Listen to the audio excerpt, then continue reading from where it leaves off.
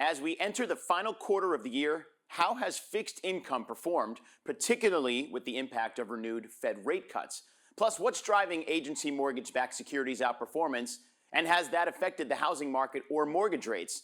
Plus, we'll also take a look at where the key vulnerabilities are that investors should be watching out for as we close out the year. All that and more on UBS Trending.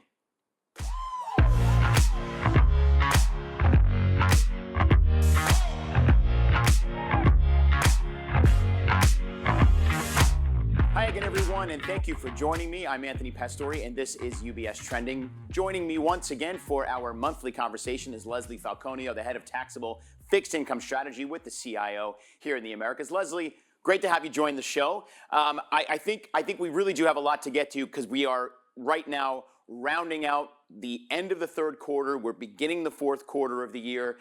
I wanted to just get your take on how fixed income performed over the last few weeks. There's been a lot going on with Fed rate cuts, et cetera. And just fast forward a little bit and tell us what your expectations are as we head into the back end of this year. Yeah, absolutely. And, listen, fixed income has had, in my opinion, a very good year. I mean, one of the drivers that we had spoken about in the beginning of the year that we thought would definitely be the tailwind to total return was income and compounding income. And I think that's really been something that has pushed these total returns to, some of which are in the high single digits. A lot of what we've seen and a lot of what we've faced with this year are spreads that are compressing, volatility that's dropping, and even in the IG corporate market, you haven't seen these types of spreads till since like the late 1990s. But the one differential that we had these past couple weeks is that those sectors that what we would consider lagging, and by lagging, I use that loosely because they still were performing pretty well, which are things like agency MBS, and the muni market, the municipal market. So we've seen some of these laggards really start to gain some momentum these past couple weeks, and I think for a number of reasons. One, the market believes the Fed's going to cut and continue cutting. Two, other sectors, again, you're with fixed income now that is not as an asset class, when we look at spreads, and Anthony, we'll talk about that in a bit, is something that you'd say is, fundamentally cheap, but also is that the market's getting a bit more of a comfort level in terms of, what may happen going forward, either on monetary or fiscal policy. So I think that's what's happened the past couple of weeks. So we're leading into a strong fourth quarter. With that said, when you go into the end of the year, as we all know, you do have volatility has a tendency to rise. Remember, it's going to be rising from a very low base this year. Second of all, you get the balance sheet window dressing. There's some things unknown in November, and I know we might talk about the government shutdown. And you're starting at levels and spreads that are fairly tight. So could you have pockets of vulnerability in the fourth quarter? You absolutely could. We would look at that as more opportunistic than some sort of long-term catalyst that we've seen coming into the marketplace. Because again, our view is that we won't see a recession in 2026, and we do think growth, while slowing, is still going to be fairly strong. Yeah, it's funny when you rattle off a bunch of those items, the variables really are out there, and it's clearly why we need to have these conversations, Leslie, with you and other folks in CIO to kind of prepare for some of the unexpected things that could happen. What wasn't really unexpected was the Fed rate cut just a couple weeks ago. It was well anticipated. The market had priced it in before it even happened. So after that 9-month hiatus between cuts, we now know the Fed is back in its cutting cycle, and CIO does expect another 75 basis points of cuts between the next meeting and in sometime in the first quarter of 2026. Let's talk about the market reaction on the fixed income side. And does your office agree with the projected path of what the Fed is going to be potentially doing over the next couple of months? Well, we definitely agree more now.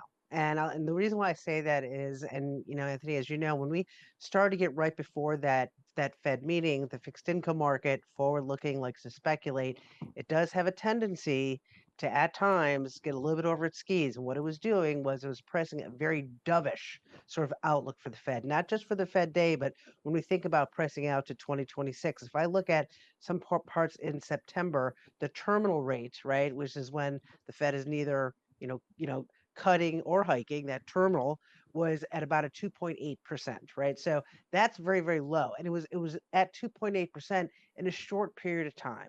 So it wasn't just the destination, but you were getting there very, very quickly. And that was one thing that we didn't agree with. Now we agreed the Fed's going to cut. We do think, as you mentioned, they do cut, two more times in 2025, probably once in 2026. but that magnitude that the market was pricing in, we felt it was a little bit too much. So in turn, we took some chips off the table in terms of our interest rate risk, right? Really, we still remain in that 3 to 5 year area. We're not going, too far out the curve in terms of interest rate risk, but we did start to take some of that off, and the market became a little bit overzealous about the Fed. Now, sure enough, since that time, since the Fed cut 25 as expected, we've had revisions in second quarter GDP. We had jobless claims continue to fall. We had strength in the durable goods and capex numbers. So what you're seeing now is the market saying, okay, wait a second, maybe I'm going to take off some of those cuts that I had priced in, and that's what they're doing. So they have about 30 basis points more priced in right now, which is actually under what we believe. And in 2026, they have about 60 basis points, right, which is a bit too much in our view. But again, this is something where, unfortunately, and the chair, emphasized this, whether we like it or not, is data dependent. And that's just the way that it is. The cut is there. We think they continue, but the data is really going to dictate the speed and whether or not they, skip a meeting because you have 1 month, increase in inflation more than expected. So they're really in a challenging type of time period right now. That's great. I want to shift really quickly to agency mortgage-backed securities, which you currently have an attractive view on. And what's interesting is looking at that market, we have seen 30-year mortgage rates come down. Now they're sitting at about 6.3, 6.4%. And then we also are watching agency MBS as they're performing as the rates are coming down. Agency MBS prices are going up as that inverse relationship is how that works. Has this movement and the way that agency mortgage-backed securities moved impact the housing market at all? Or does it work in that kind of lockstep? And that given that housing is such a focus of the administration, how do you see that mortgage rate continuing to trend, especially as the Fed's cutting rates? Yeah, that's a great question, Anthony. And it's funny because people who are sort of in the fixed income side know the importance of that mortgage spread, right? The spread that you get for a coupon mortgage and that tenure, how much that influences the mortgage rate. And it does. I mean, we have a lot of clients that look at the 10-year treasury yield, they see it goes down and wonder why their mortgage rate isn't that type of lockstep, less than what they saw the week before. And one of the things that are a performance variable to the mortgage rate is what we call the mortgage basis or agency MBS spreads. Now it's, there's a few variables, but that's one of them. So what we're seeing now, and which this, has been a tailwind to the sector, because again, this sector, in our opinion, was very cheap to investment grade corporates, given the liquidity, given the credit quality, but it really was just having some issues in terms of this unknown and whether it was the privatization of the GSEs or whether it was, will the Fed cut, will they not cut? So now they have some clarity that the Fed will cut, right? So, and we believe that they still will. So you have some of that going a tailwind to total return. You also have a little bit of deregulation, which has been a great tailwind. But here's the thing with that mortgage rate, right? The mortgage rate is off the 10-year treasury yield. The Fed cutting is only going to do so much for that 10-year treasury yield. And, as you know, Anthony, in fact, there's no guarantee the Fed cuts and 10-year treasury yields come down, right? They could go up Mm-hmm. if, in fact, growth reaccelerates or inflation reaccelerates. But that spread, that basis in terms of how wide the agency MBS spreads are, does influence that mortgage rate. And now, not only because we like it because it's cheap, because we do believe, to your point, that housing will be a focus and is a focus to the administration. What some of the remedies are is not easy, as we know. It's not going to be all about the Fed cutting because you can't guarantee that 10-year yield is going to go down. But there's other measures, whether it's ending quantitative tightening or having buybacks in agency MBS, that could be a remedy going down the road. Now, to be honest, our expectation, low sixes mortgage rate in 2026, maybe high fives, low sixes. You're not going to see something that is this really big tailwind to mortgage rate because first off, we don't believe there's going to be a recession. And secondly, Daryl, is unless they do some sort of policy shift, that 10-year treasury yield is going to stall a bit, and some of that agency MBS will stall as well. It still has more to go.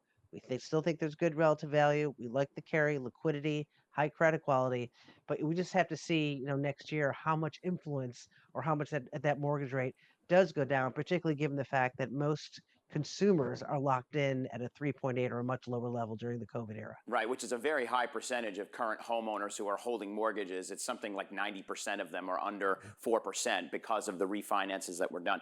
Good point. Leslie, we really are almost out of time. We've got maybe a minute left, but I do want to end with the pockets of vulnerability that you talked about in the beginning.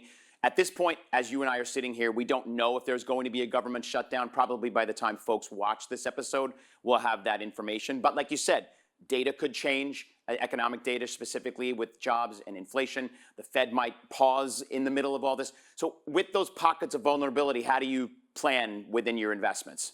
We're staying with that high quality. I'll make it quick.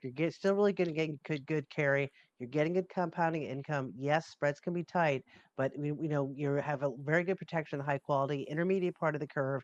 Vol is at very low levels. I wouldn't be surprised if we saw vol uptick in the fourth quarter. It does have a tendency to do that. But we stay high quality. Agency MBS, things like munis, things. We still like the CMBS side, securitized over corporate credit right now. But anything high quality, in our view, we feel is a safer asset with great compounding income to generate a good tailwind for total return.